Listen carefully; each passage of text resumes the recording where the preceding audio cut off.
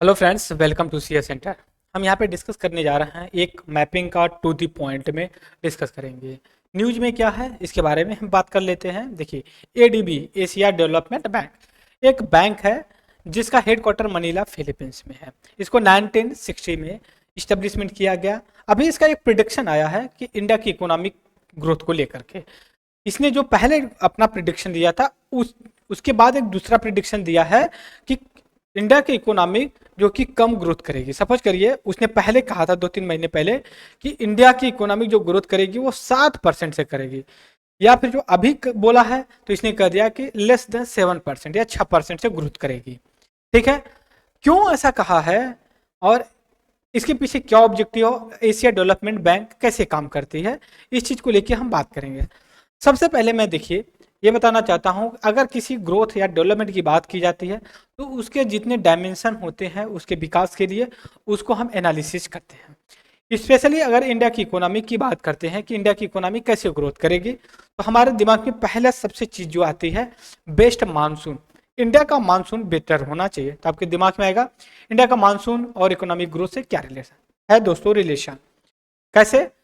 जब मानसून अच्छा होता है तो इंडिया का एग्रीकल्चर अच्छा होता है। दूसरी तरफ आप कहेंगे, एक तरफ तो आप कहते हैं कि इंडिया की जो एग्रीकल्चर है जीडीपी ग्रोथ में, जो कि इकोनॉमिक ग्रोथ में भूमिका निभाती नहीं नहीं जीडीपी में कंट्रीब्यूशन कम करती है 17-18%, बट इकोनॉमिक ग्रोथ में वो मोर देन 40% जो कि भूमिका निभाती है। कैसे? ये एम्प्लॉयमेंट बहुत ज़्यादा देती है, ठीक है, रोजगार ज़्यादा देती है। दूसरी चीज जो है कि बोल सकते हो कि लोगों के पास परचेजिंग पावर अवेलेबल करवाती है। तीसरी चीज, हमारे पास फूड सप्लाई अच्छा खासा प्रोवाइड करवाती है, अच्छा खासा कि सरप्लस होता है। इन सारी चीज़ों से क्या होता है, एम्प्लॉयमेंट करती है। तो दूसरे जो सेक्टर हैं उनमें कम एम्प्लॉयमेंट जनरेट होती है, तो एग्रीकल्चर जो कि उसको एज्यूम कर लेती है, मतलब अपने अंदर जो समाहित कर लेती है। दूसरी तरफ जो रूरल लोग हैं, अगर जॉब कहीं नहीं मिली तो वो 2 बीघे जमीन है तो 4 लोग आराम से उस पर अपनी जीवन याचिका निभा सकते हैं। तीसरी चीज, एग्रीकल्चर में केवल ये नहीं कि गेहूं चावल ही है, एग्रीकल्चर और एग्री एलाइड जो सेक्टर है वो अच्छे खासे रोल प्ले करते हैं जीडीपी की ग्रोथ में 25 से 30%। जैसे अगर कोई किसान है उसके पास 2 बीघे 2 हेक्टेयर जमीन है तो वो केवल खेती ही नहीं करता, वो उसके साथ कैटल भी रखता है। 2 गाय 2 कैटल और रख सकता है। उससे क्या होता है, उसको multiple option source of income हो जाता है। जैसे मान लीजिए 2 बीघे जमीन किया, उससे फूड अपने कंज्यूम करने के लिए हो गया, 4 से 6 फैमिली है। इसके बाद वो जो कैटल रखा है, जो एग्रीकल्चर से जो उसका निकला, जैसे मान लीजिए जो वेस्ट है, तो वो क्या है कि जो फोडर के रूप में यूज कर लिया जाता है कैटल के। तो किसान के लिए क्या है, एग्रीकल्चर किया तो उसको फूड मिल गया, फिर उसके फोडर मिल गया जो एनिमल्स के लिए हो गया। अब एनिमल दूध मिल्क देगा, मिल्क प्रोड्यूस होगा किसान के लिए, न्यूट्रिशंस जो फूड बैलेंस डाइटरी बोलते हैं ये पूरा हो जाता है। मैं यहाँ पे आपको फ्रेम के थ्रू समझाना चाहता हूँ कैसे फ्रेम से हम इंटरलिंक करते हैं, फिर से, क्योंकि अच्छा रहेगा आपके लिए और हमारे लिए कि भी हम अच्छे से डिस्कस कर ले रहे हैं। जैसे मान लीजिए इंडिया की एग्रीकल्चर, इंडिया की एग्रीकल्चर। अब न्यूज में क्या है, न्यूज के बारे में बात कर लेते हैं। ADB ADB Asia development bank predict किया है कि इंडिया की जो इकोनॉमी ग्रोथ है, जो ग्रोथ है वो जो है कि कम होगी, जो पहले प्रिडिक्ट किया था। ये जो क्यों कह रहा है ये बता रहे हैं, क्यों कह रहा है, इसके पीछे रीजन ये है। पहला रीजन अगर मैं बताऊं तो कह रहा है जो कि मानसून मानसून कौन सा मानसून, क्योंकि इंडिया में 3 मानसून होते हैं, ठीक है, विंटर समर और जाड़ में। तो जो बारिश होती है इंडिया में, एक साउथ वेस्ट मानसून से होती है, एक नॉर्थ ईस्ट मानसून से होती है और एक नॉर्थ वेस्ट से होती है।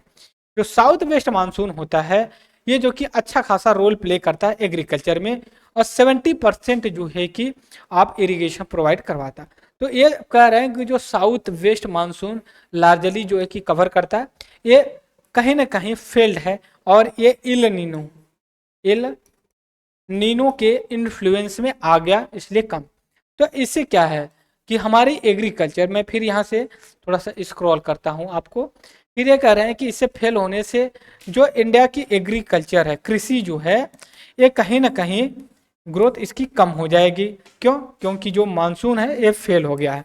ठीक है, और इसका आउटकम आउटकम कई सेक्टर में पड़ेगा, जैसे एम्प्लॉयमेंट में, दूसरी चीज जो कि प्रोडक्शन में।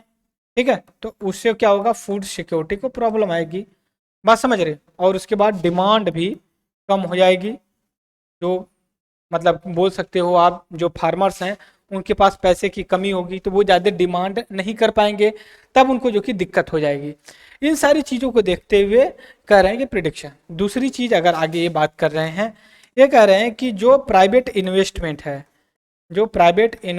है ये जो कि कहीं ना कहीं कम है, या ये भी कह रहे हैं जो डोमेस्टिक कंजम्पशन है या फिर डिमांड है, ये भी कहीं ना कहीं कम हो रही है। कम क्यों हो रही है? क्योंकि जो लार्ज नंबर ऑफ पॉपुलेशन है वो कहीं ना कहीं खरीदने के लिए असक्षम है। ये चीज़ें कर ली। अब हम आपके साथ डिस्कस और करने जा रहे हैं कि एग्रीकल्चर से जो कि क्या डायमेंशन पड़ता है। अब एग्रीकल्चर जो की होती है, एग्रीकल्चर और इसके एलाइड जो सेक्टर होते हैं, एग्रीकल्चर में गेहूं चावल धान करते हैं, एलाइड सेक्टर में आप बोल सकते हो जैसे फिशरिंग होती है, फिर कैटल रखा जाता है, या फिर जो सेरीकल्चर वगैरह करते हैं उसको लेकर के। तो अब क्या है कि जब एग्रीकल्चर फेल होगा तो इन पे भी इम्पेक्ट पड़ेगा, क्योंकि एनिमल्स के लिए जो फूड वगैरह प्रोवाइड करवाया जाता है वो भी महंगे हो जाएंगे। बात समझ रहे हो? तो क्योंकि काफ़ी महीने से जो कि न्यूज में है, जो कैटल का फोडर है, जो जानवर होते हैं उनके जो चारा वगैरह होता है वो महंगा हो रहा है। ठीक है, जहाँ पे पहले 10 रुपये कुंतल या फिर मन मिल जाता था, वो जो कि अब महंगे हो गए हैं। इससे अब क्या है कि एग्रीकल्चर जो इंडिया की है, ये आपका जीडीपी में तो मान लीजिए ऑन एन एवरेज 19% प्लस, अगर एलाइड का भी अगर इंक्लूड कर लें तो ये आपका 25 से 30% हो जाता है। बट अगर हम बात करते हैं एम्प्लॉयमेंट की, अगर हम बात करते हैं तो ये अप्रॉक्सीमेटली आपका 50% एम्प्लॉयमेंट देता है, और ये डिमांड को अच्छा खासा ग्राउंड लेवल पे बना करके रखता है। इसके बाद क्या होता है कि अगर कोई जो क्या बोलते हैं, यहाँ पे फिर कर रहा हूँ, कोई जो फैमिली है, एग्रीकल्चर फैमिली, ठीक है, एग्रीकल्चर जो फैमिली जो है, अगर इसके पास 2 हेक्टेयर जमीन है और ये इसके पास 6 मेंबर हैं, ठीक है, ये अच्छे खासी अपनी लाइवलीहुड जी सकते हैं। पहली बात, एग्रीकल्चर से इनको क्या मिल जाएगा, फूड मिल जाएगा, गेहूं चावल हो जाएगा। दूसरा चीज, इनको फोडर मिल जाएगा। फोडर फोडर मतलब जानवर के लिए चारा मिल जाएगा, जिसको बोलते हैं चारा, ये मिल जाएगा। तो फिर इसके बाद ये देखिए, ये लिंक्स है, यही हमें पकड़ना होता है यूपीएससी के लिए। तो जो एनिमल्स होते हैं इनको मिल जाता है, और एनिमल से हमें उनको क्या मिल जाता है, मिल्क वगैरह मिल जाती है।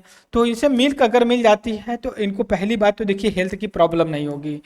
हेल्थ की प्रॉब्लम जैसे न्यूट्रिशन डिफिशियंसी होती है, बैलेंस डाइट वगैरह की बात होती है, ये चीज़ें मिल जाती हैं। इसके बाद जो मिल्क से अदर प्रोडक्ट मिल जाता है, और जो एनिमल्स होते हैं अगर मान लीजिए 2 से इनका 4 हो जाता है तो ये सेल कर देते हैं, बेच देते हैं। तो और इनको फिर एनिमल से भी अमाउंट मिल जाता है। ठीक है, तो इनका कहने का क्या है, multiple source of the income हो जाती है। अगर 2 हेक्टेयर की अगर जमीन है तो उनके लिए बेस्ट है, लाइवलीहुड के लिए, 6 परिवार के लिए। ये चीज़ें बना करके ये बोल रहे हैं कि नहीं, जो इकोनॉमिक ग्रोथ रेट है वो जो है कि कम होगी। अब हमारे दिमाग में ये आना चाहिए कि जो एशिया डेवलपमेंट बैंक है, फिर यहाँ पे मैं डिस्कस कर रहा हूँ आप लोगों के साथ, एशिया, यहाँ पे एशिया डेवलपमेंट बैंक, ठीक है, क्या है, एशिया डेवलपमेंट बैंक। ये फिलीपींस मनीला में है इसका हेडक्वार्टर। ठीक है, और इसको 1960 में इस्टेब्लिशमेंट किया गया। तो ये आप बोल सकते हो एक तरह से सोशियो इकोनॉमिक डेवलपमेंट के लिए वर्क करती है। इधर clear? So that's why this is a important, और तो हमने डिस्कस किया।